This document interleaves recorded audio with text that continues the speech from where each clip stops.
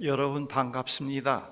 오늘 주일은 그렇게 흔치 않는 송년 주일이면서 또 새해를 준비하는 주일입니다. 너무 감격스러운 그런 주일입니다. 아까 장로님 기도에도 다 반영이 됐지만은 금년 한 해가 매우 어려운 한 해였습니다만은 또 다 그것을 넘기고 아까 그 찬송가 시온의 영광이 빛나는 아침, 정말 오랜만에 불러보는 찬송입니다. 새해에 우리의 희망과 꿈이 하나님에 대한 그런 희망을 갖고 또 시작하게 됩니다. 오늘 찬양팀 감사합니다. 전혜옥 전도사 그렇게 노래 잘하는 줄 몰랐네요. 네, 고맙습니다. 음향 기기만 잘 다루는 줄 알았는데 좋습니다. 우리는 한 해를 보내며 새해를 맞이할 때마다 새해에는 지난 해보다 더 행복한 해가 되기를 우리 모두 기대하곤 합니다. 개인적으로 사회적으로 지난 해보다 더 안정된 일상을 기대합니다. 그래서 행복론을 많이 이야기합니다. 사회 각층에서 또 교회에서도요. 현재와는 다른 우리가 원하는 안정된 삶이 어떻게 가능한가를 이야기합니다. 본 시편을 그러한 행복론으로 단정 지을 수 있습니다. 시인이 그가 기대했던 안정된 삶을 어떻게 찾았는가에 대한 해답을 주는 시로 우리가 이해할 수 있습니다. 그러한 이해는 너무 성급한 결론이요 주석입니다. 시에서 시인이 말하는 감사, 교훈은 그러한 의미를 가지고 있질 않습니다. 시인은 하나님의 창조 활동으로 전개된 새 세상, 새 삶의 실현에 대해서 또는 그것을 어떻게 바르게 형성시켜 가야 될 것인가 하는 데 대해서 말해주고 있습니다. 이 시편은 감사, 서술, 교훈으로 구성되어 있습니다. 이러한 내용으로 구성된 데는 특별한 목적이 있습니다. 시인이 경험한 하나님의 창조의 활동인 구원을 그와 함께한 동료들과 공유하기 위함입니다. 그러한 경험에서 하나님께 감사와 응답으로 새 세상에서 새 삶을 어떻게 형성시켜 가야 될 것인가라고 하는 매우 중대한 명제에 대해서 말해주고 있습니다. 이 시편의 내용은 세 연으로 나뉘어지게 됩니다. 첫 번째 연 1절 7절에서 하나님의 창조의 활동이 비천함과 두려움 가운데 있는 시인에게 어떻게 개입하셨는가를 말해주고 있습니다. 시의 도입이 하나님의 창조의 활동으로 이루어진 구원에 대한 감사로 시작이 됩니다. 1절 3절에 내가 여호와를 항상 송축하며 내 입술로 항상 주를 찬양하리이다. 내 영혼이 여호와를 자랑하리니 곤고한 자들 또는 하나님의 구원을 고대하는 사람들 이들이 듣고 기뻐하리로다. 나와 함께 여호와를 광대하시다 하며 함께 그 이름을 높이세. 새 번역본으로 내가 주님을 찬양할 것이니 주님을 찬양하는 노래소리 내 입에서 그치지 않을 것이다. 나 오직 주님만 자랑할 것이니 비천한 사람들아 듣고서 기뻐하여라. 나와 함께 주님을 높이자. 모두 함께 그 이름을 기리자. 시에서 감사의 초청은 단순히 우리가 일상 강조하고 하는 그 삶의 긍정의 수단으로서가 아닙니다. 시인이 경험한 구원을 함께 공유하자는 의도가 깊이 내포되어 있습니다.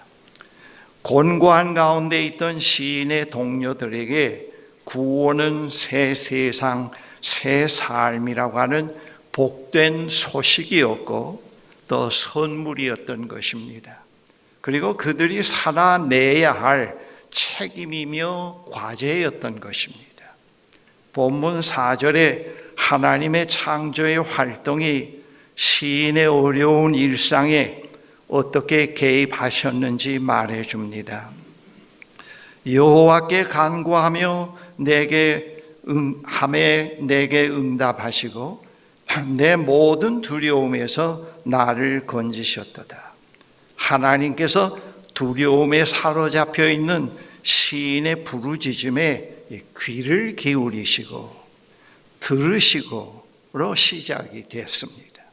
그리고 두려움에서 그를 건져내셨습니다. 하나님은 듣는 귀를 갖고 계십니다.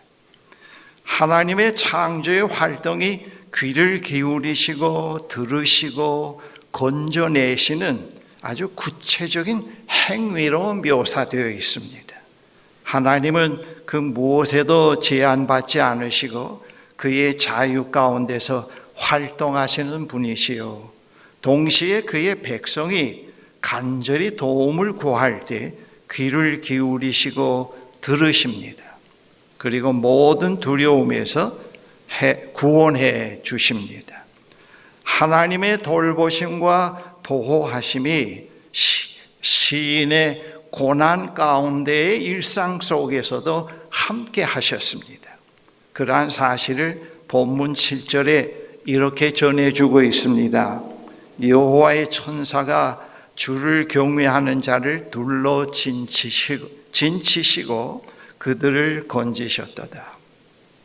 다음 시의 두 번째 연 8절 14절에서 하나님께 베풀어 주신 새로운 세상에서 어떻게 새로운 삶을 살 것인가에 관한 지혜의 교훈을 말해주고 있습니다. 8절 10절에 여호와의 선하심을 맛보아 알지어다. 여호와를 경외하라. 여호와를 찾는 자는 모든 좋은 것에 부족함이 없다. 세 번역본에 너희는 주님의 신실하심을 깨달아라. 그를 경외하라. 주님을 찾는 사람은 아무런 부족함이 없다 그랬습니다. 하나님의 구원은 매우 경험적입니다. 관념적이 아니고 이론이 아니고 논리가 아니고, 그래서 오늘 본문에 맛보아 안다는 말로 그 사실을 표현하고 있습니다.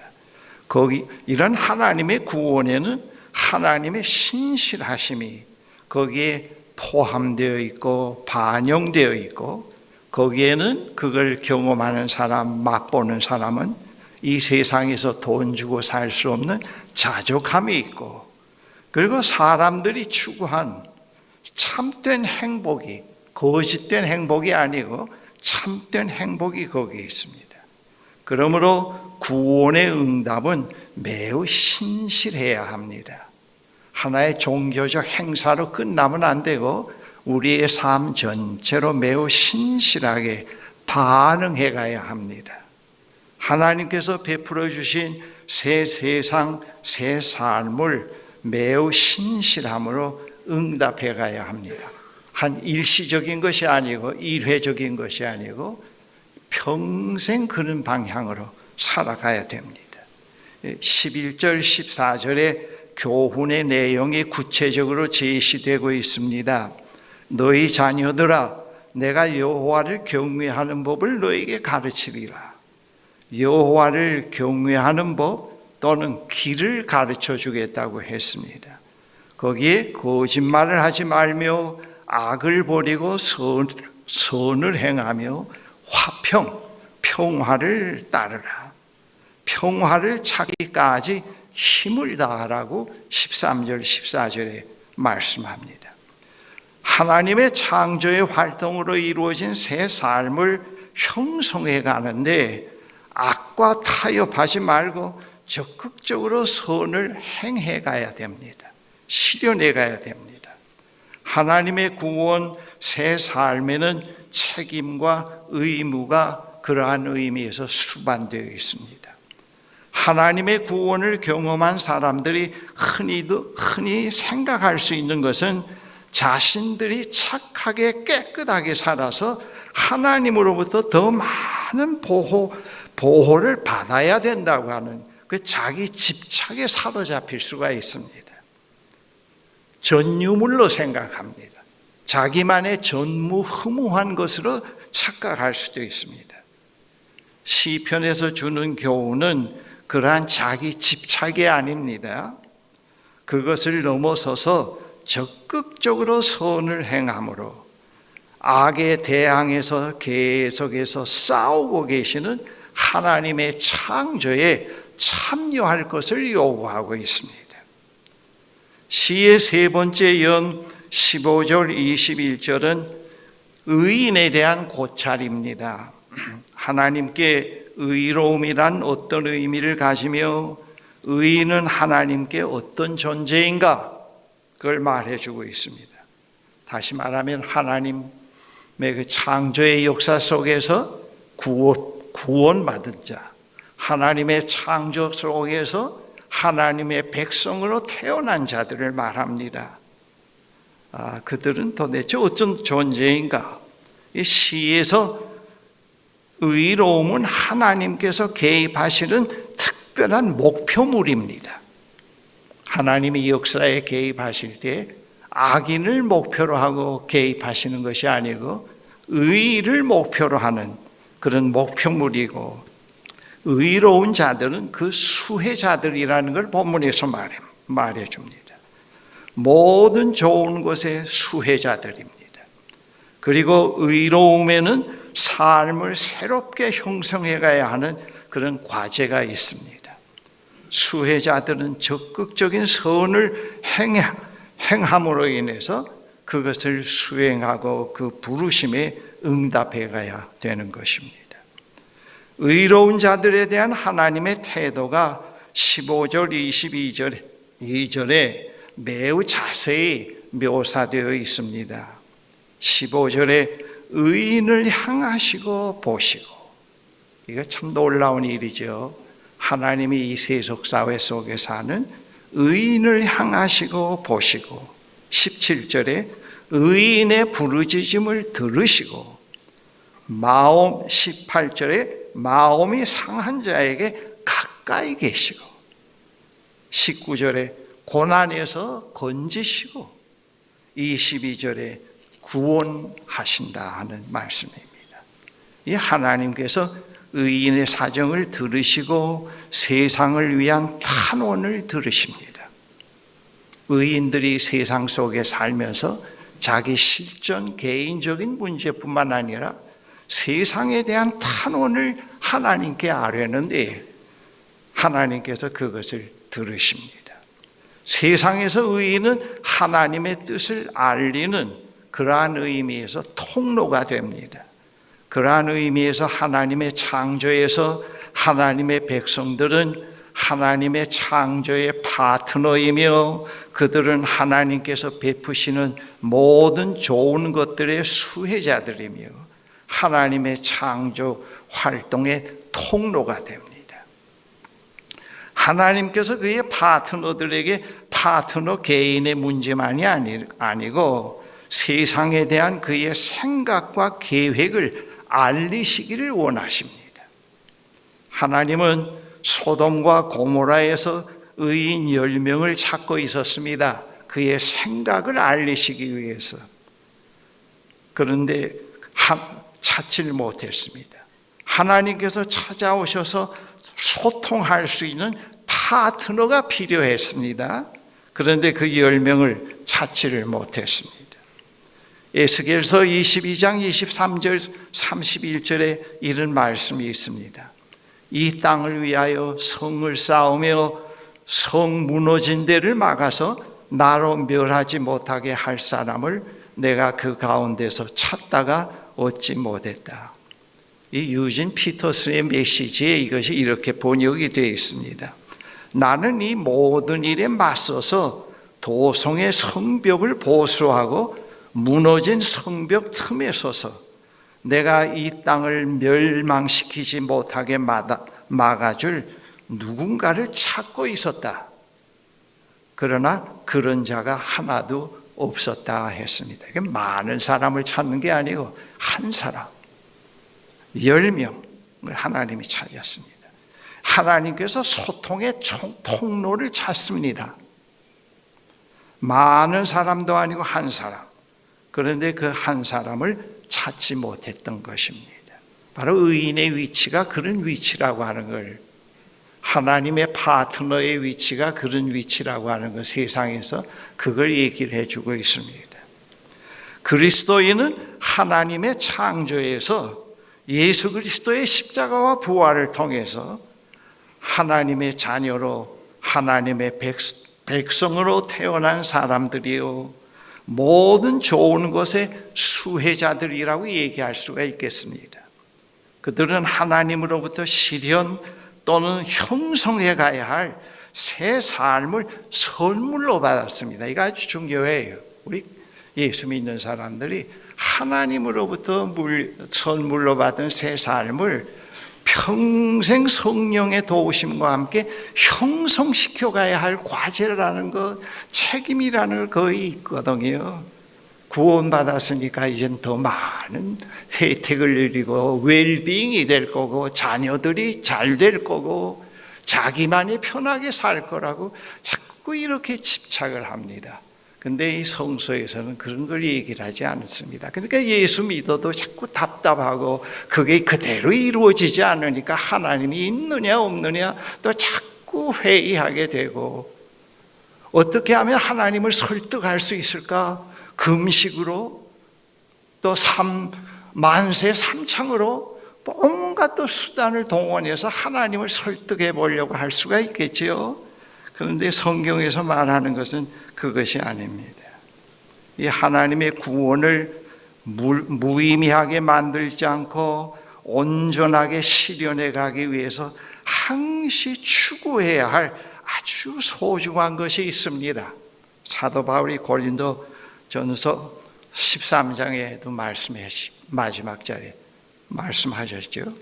고린도 교인들에게 더 좋은 것을 알려주겠단 말이지, 시시한 것들을 가지고 그렇게 밤낮 튕기고 서로 키재기를 하고 싸움을 하고 누가 더 은사가 좋은 은사냐고 그릇다오로 살지 말라. 더 좋은 길이 있는 걸 너희들이 왜 그걸 포기하고 사느냐.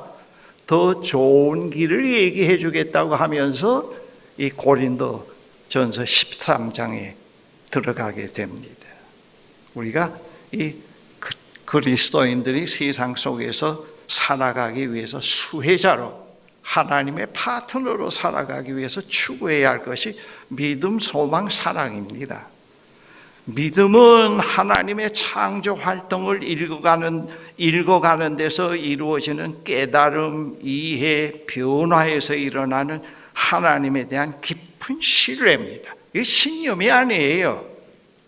보증수표도 아니고 보험도 아니고, 이 믿음에, 살아있는 믿음에는 무엇이 필요한가 하면 계속 깨달음, 이해, 변화의 삶이 뒤따라야 합니다. 그래야 하나님에 대한 신뢰가 자꾸 커지고 온전한 삶으로 형성이 됩니다. 이 믿음은 신념이 아니에요. 믿자 그래야 많이 준다, 기도가 응답된다, 그게 아닙니다. 네. 그 다음 소망은 하나님과 함께 오고 있는 세상의 미래입니다. 하나님에게 속해 있는 우리 개인의 미래요, 역사의 미래요, 이 세상의 미래입니다. 사랑은 새로운 빛 가운데서 통합적으로 자꾸 새롭게 그 빛 가운데서 형성되어 가야 하는 라이프 스타일입니다. 이걸 자꾸 우리가 정적인 것, 그냥 감정적인 거로만 자꾸 하니까 밤낮 사랑 얘기해도 이 사랑적인 삶이 형성이 안 되잖아요. 이 삶은 사랑은 말이죠, 하나님의 새로운 빛 가운데서 자꾸 새롭게 통합이 되고 형성되어 가야 할 그러한 라이프 스타일입니다.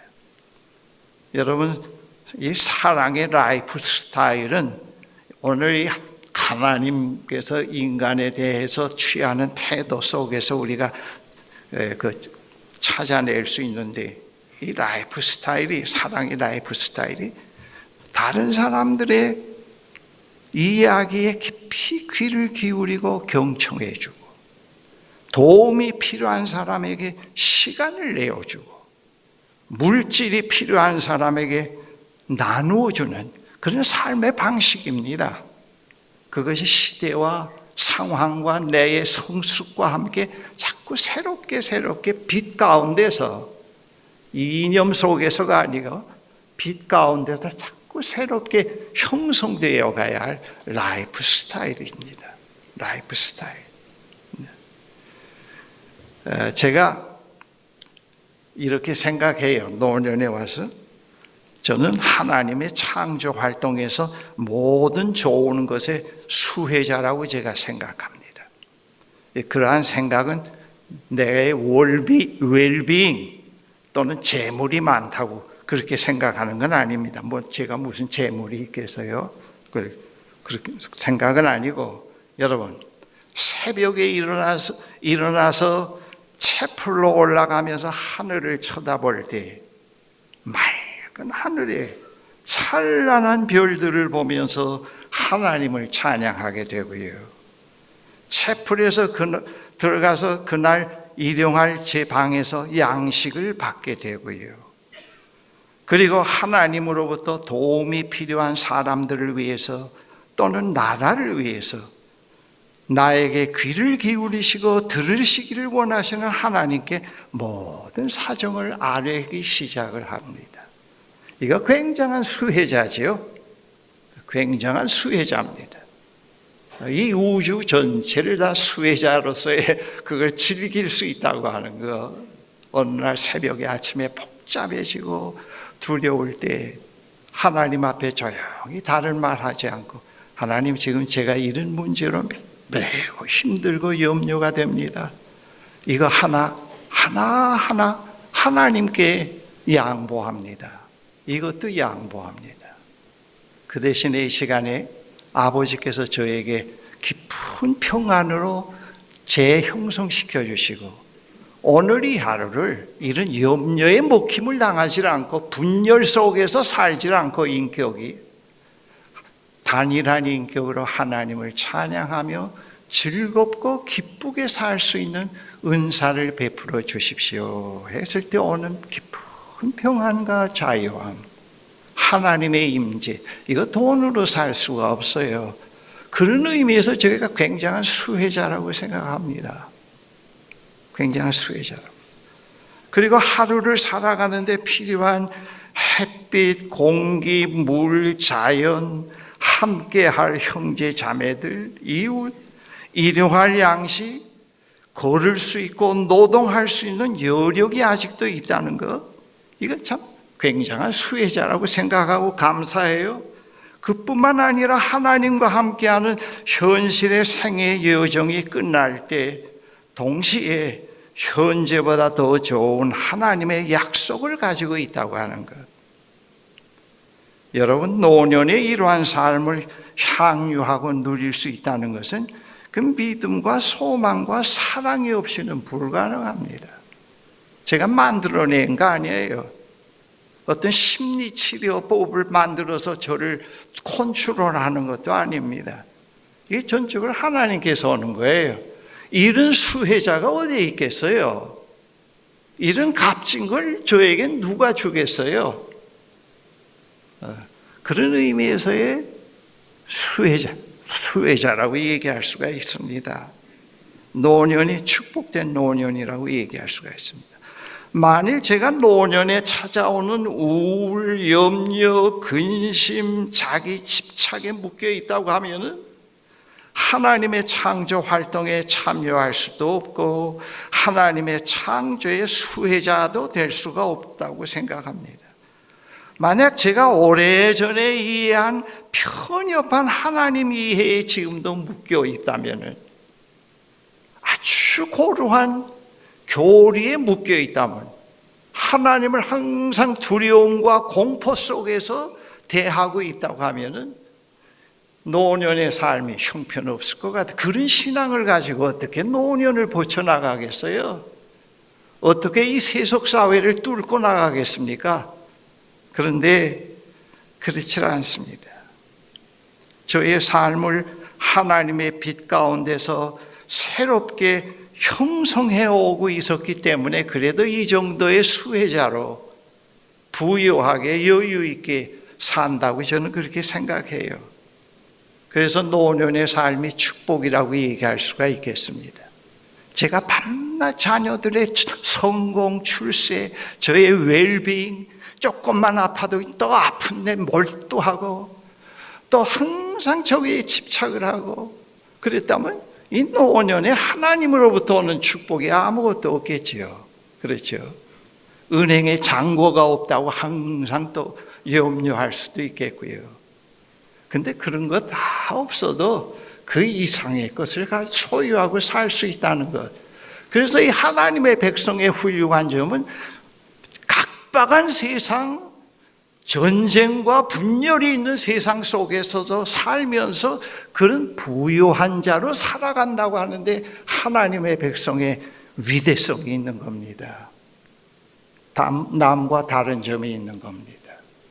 우리는 항상 하나님의 수혜자라는 걸, 웰빙, 나만 잘 되는 것, 나만 사업이 잘 되는 것 전부 자기 본위로 생각을 하고 그것이 이루어지기 위해서 어떻게 하나님을 컨트롤해 갈까, 마음에 들게 살까, 그게 몰두하고 있게 된다고 하면은 그 하나님으로부터는 수혜자가 안 됩니다.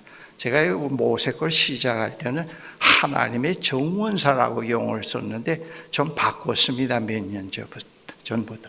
하나님의 창조의 파트너다 말이지. 나는 하나님의 창조의 파트너다. 우리 모세골 가족들은 다 하나님 창조의 파트너들이다. 그렇게 생각을 합니다. 혹시 이 기도, 대중기도할 때나 또 여러분들이 개인적으로 또 용어를 쓸 때는 정원사라는 개념보다는 파트너라는 개념을 바꾸십시오. 이 용어도 자꾸 바뀌어져야 돼요.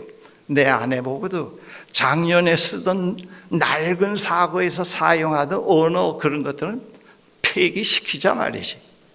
내년에 좀 더 새로운 용어를 쓰자 말이지.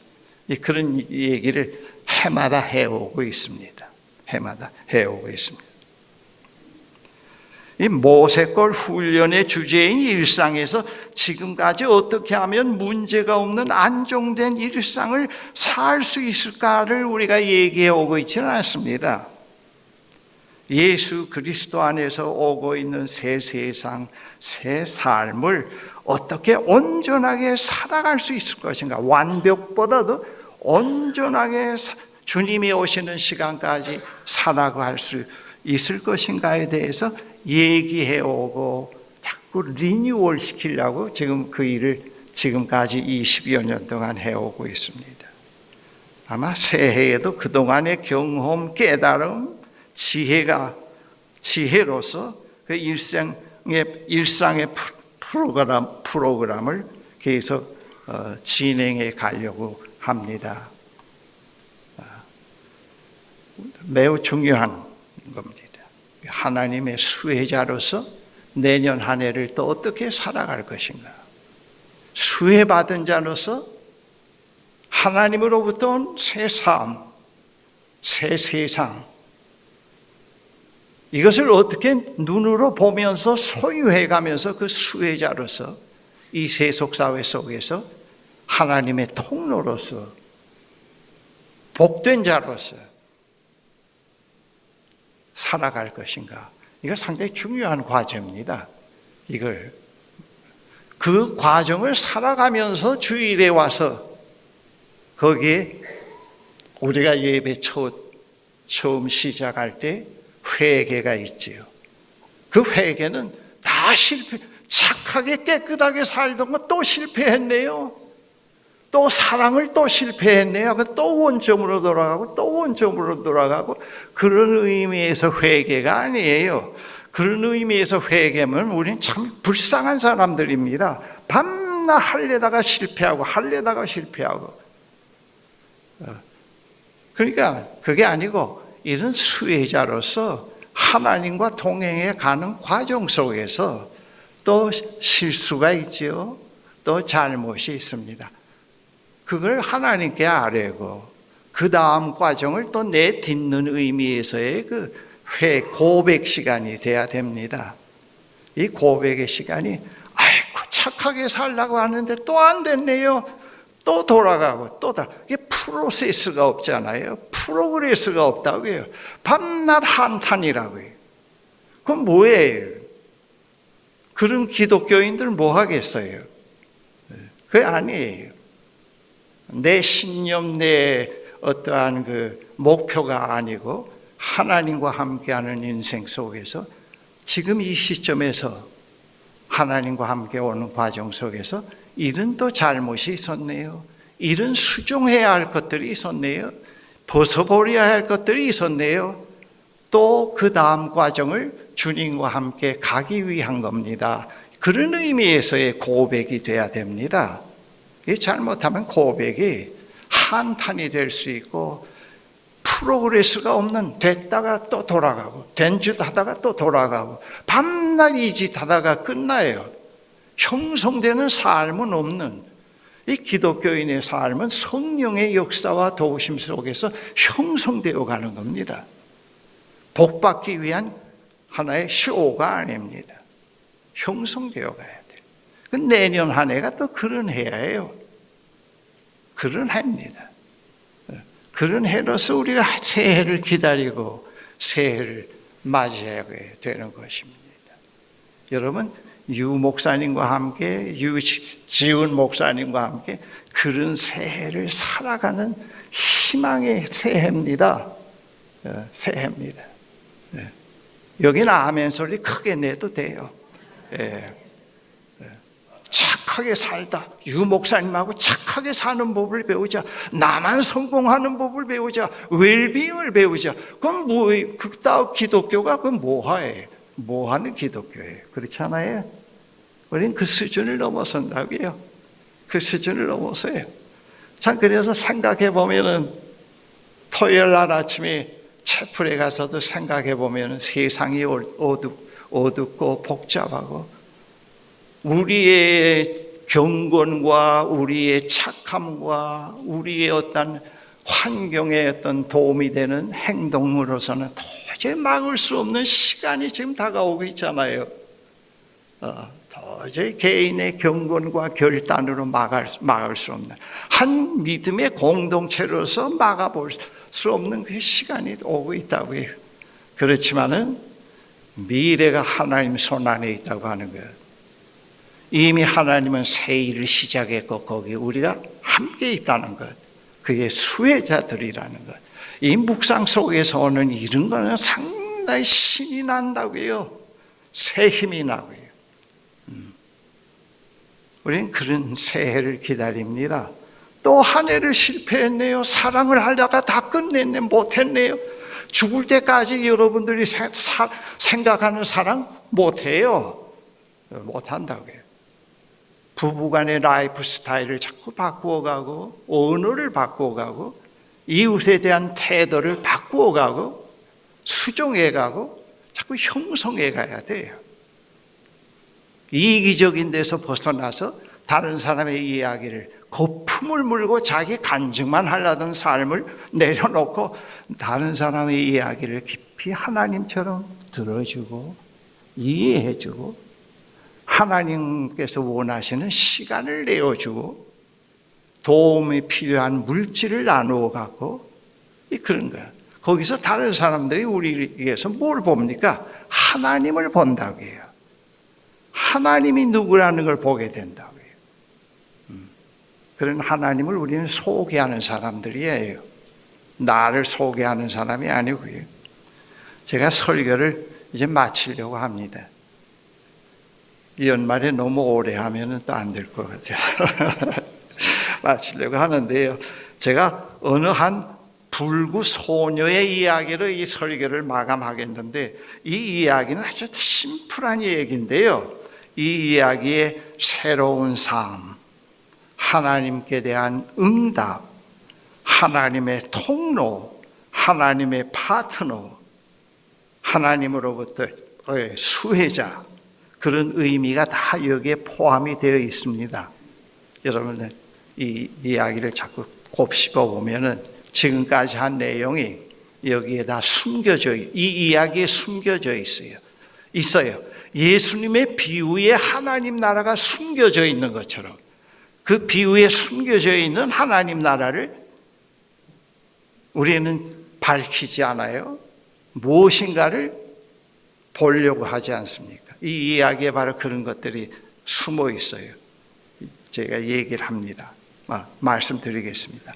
한 불구의 소녀가 불치의 병으로 오랫동안 누워 있었습니다. 그런데 그 소녀가 복음을 전해 듣고 구원을 받게 되었습니다. 그는 남과 같이 교회에 나가서 예배를 드리며 주님을 기쁘시게 해드리지 못하는 것을 매우 안타까이 여겨서 슬퍼하고 있었습니다. 그런데 어느 날 목사님이 소녀를 방문했습니다. 소녀는 목사님께 자기의 고민을 얘기했어요. 그럴 때 목사님은 소녀의 이야기를 듣고 비록 자매 병상에서나마 열심히 기도를 하면서 하나님의 인도를 구하면은 하나님께 기쁘시게 해드릴 수 있는 길이 열립니다. 건강한 사람들보다도 그랬습니다. 소녀는 희망을 가졌어요. 기뻐했습니다. 그로부터 몇 달 후 그 마을에는 많은 사람들이 교회를 찾게 되었고 이상스럽게 그 마을에 신앙의 부흥이 일어났습니다. 그런데 이 소녀는 그 부흥이 어떻게 일어나고 있는지, 누구누구가 새로 교회에 나왔는지 그 주일마다 교회 다녀온 가족들에게 자주 묻곤 했습니다. 수개월 후에 이 소녀는 앓던 병으로 인해서 세상을 떠났습니다. 그런데 이 소녀가 사망한 후에 놀라운 사실이 한 가지 발견되었습니다. 즉 그 소녀의 배경 밑에 56명의 이름이 나란히 기록된 기도의 명단이 나왔는데요. 이 56명은 이번 신앙 부흥에서 새로 교회에 나와 구원받은 사람들이었습니다. 그리고 각 사람의 이름 앞에는 빨간 십자가로 표를 해 놓았는데, 그것은 소녀가 위해서 기도한 사람의 구원을 받았다는 소식을 들을 때마다 한 개씩 표식을 해 놓은 것이었습니다. 그것이 발견되었습니다. 사랑하는 형제 자매 여러분, 새해에 우리는 하나님의 창조의 활동에 참여한 파트너로, 하나님의 축복의 통로로, 그리고 모든 좋은 것의 수혜자로서 적극적으로 삶을 긍정해야 됩니다. 그런 의미에서 긍정하면서 선을 행하면서 살아가도록 부름을 받고 있습니다. 이 부름을 놓치면 안 돼요. 목사가 되라, 교수가 되라, 판사가 되라, 이런 부름은 제껴놓고, 이런 하나님의 이 부름은 정년을 초월해요. 나이를 초월하고 초월한다고요. 이 부름을 놓치면 안 돼요. 우리 사람의 그 소명이나 또 나이 들음에 있어서 생명력이 이 부르심입니다. 이 부르심을 깔고 있으면서 의사도 되고 또 직업적인 소명도 생각할 수가 있겠습니다. 우리 이 부르심을 듣고 우리 모두 그 부르심에 기쁨으로, 감사함으로 응답해 가야 돼요. 응답해 가면서 그 이면에는 삶이 계속 수혜자로서, 창조의 통로자로서, 하나님의 백성으로서 계속 형성되어 가야 됩니다. 이 형성이 없으면 이게 또 거짓말이 돼요. 고갈이 오게 되고, 형성되어 가면서 이 길을 걸읍시다. 그 미래가 내년이에요. 여러분, 내년은 또 우리에게는 희망입니다. 기쁨이고, 그런 내년을 하나님이 약속하고 있어요. 그 약속을 우리가 놓치지 맙시다. 기도합시다. 전능하신 하나님, 감사합니다. 다사다난했던 복잡했던 금년 한 해를 뒤로 하고 우리가 새해를 또 맞이하게 되는데, 그 새해는 사탄의 손에 있는 것도 아니고 악의 손에 있는 것, 권세 아래에 있는 것도 아니고 악한 정치가의 손에 있는 것도 아닙니다. 표면적으로는 그렇게 보입니다. 그러나 새해 또 우리의 미래는 하나님 손 안에 있습니다. 세상을 극진히 사랑하시는 하나님은 세상을 포기하지 않습니다. 그래서 우리가 하나님의 백성으로 태어났습니다. 하나님, 우리가 새해를 이 하나님의 부르심의 창조주 하나님의 창조의 활동 속에서 열심히 선을 행하며 적극적으로 살아가는 하나님의 파트너들이 되게 해 주십시오. 예수 그리스도의 이름으로 기도합니다. 아멘.